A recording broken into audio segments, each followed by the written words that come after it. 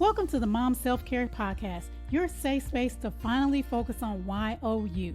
I'm Chari Twitty-Hawkins, your self-care coach for moms, praying wife, and mom of four. And I know that being a Christ-centered mom is such a beautiful calling, but it can be so draining. That's why it's important to make sure you are filling your own cup.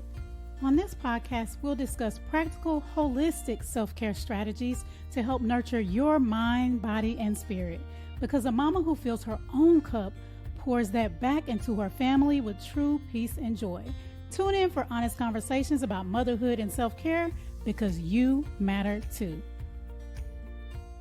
Blessings, mamas, and welcome to the Mom Self-Care Podcast. I'm Chari Twitty-Hawkins, your host and self-care coach for moms.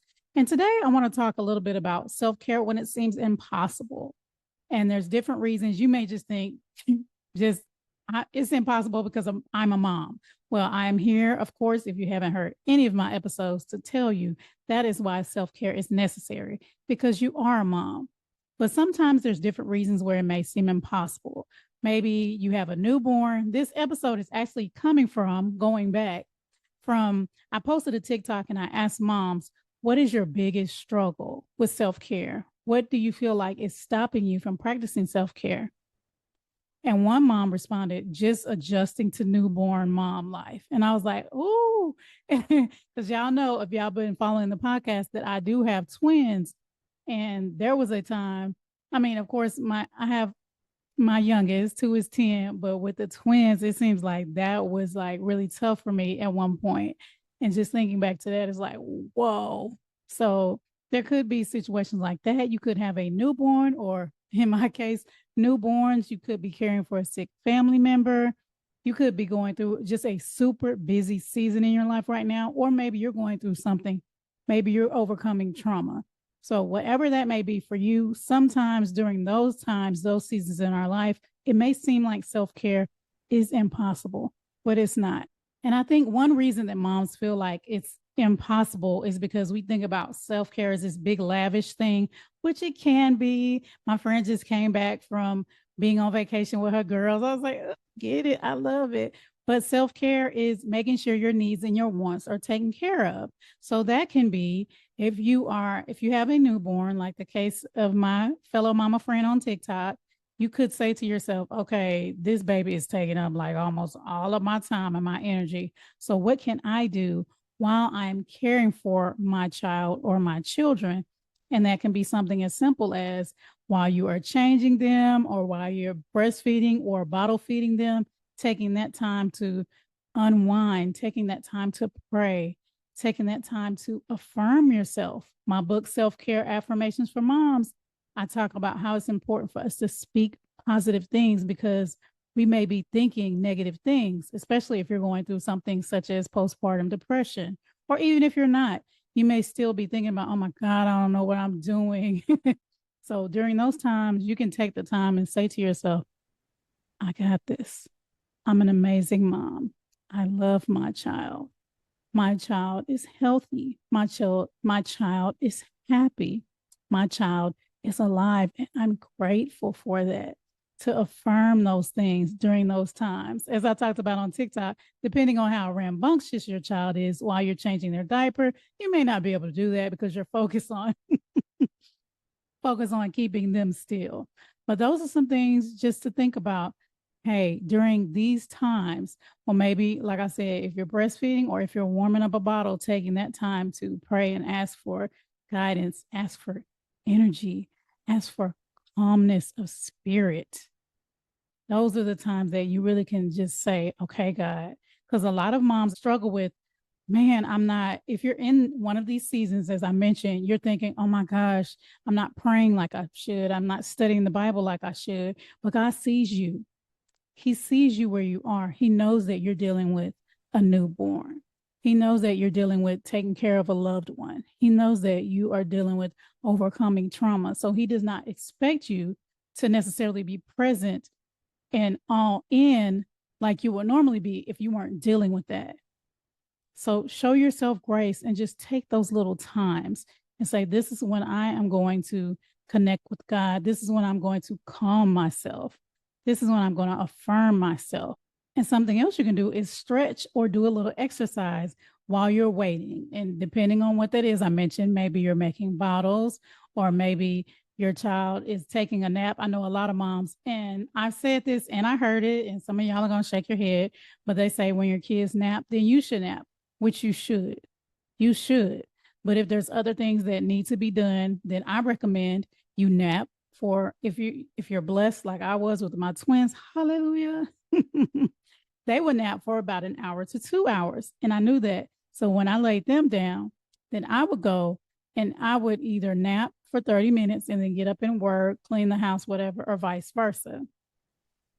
So I encourage you to do the same thing. When you lay them down for a nap, go ahead and go take your nap. Like I said, if they only nap for 30 minutes, then you might want to enjoy all that time and nap yourself if you can.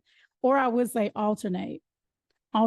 Like one day when they nap, you nap. The next day, then you clean while they clean. Then you clean while they nap. But if you're not napping, if you're doing something, because we're thinking, oh, they're asleep, oh my gosh, I can clean the house, I can cook, I can do whatever. Make sure when you're doing those things, as I was mentioning, exercising, make sure you take care of yourself too. Add yourself to that list. So if you can take even just 5 minutes and do some little stretching, some little exercising while they're napping or while they're playing, different things like that. You don't have to go anywhere. Y'all seen those videos of moms exercising and their kids crawling under them, crawling on them, all the things. So you don't have to necessarily separate yourself. If you have a newborn, you don't want to do that unless somebody else is watching them, or they're asleep, but just make sure you're including yourself too. So get a little exercise in. If you can do 2 or 3 minutes and that's all, that's great. That's better than nothing. As I said, self-care doesn't have to be this big thing. It can be something small, with you being intentional of finding pockets of time where you're taking care of you. Sometimes you may think, oh, okay, she said take some time and breathe and pray, but I ain't got time. You will be amazed. You will be amazed at how that can help you, how you taking the time to just and breathe and recenter your thoughts. It often will help you change your perspective, because motherhood can be crazy, right? But sometimes if you're able to sit and just breathe for a few minutes and say to yourself, is this an emergency?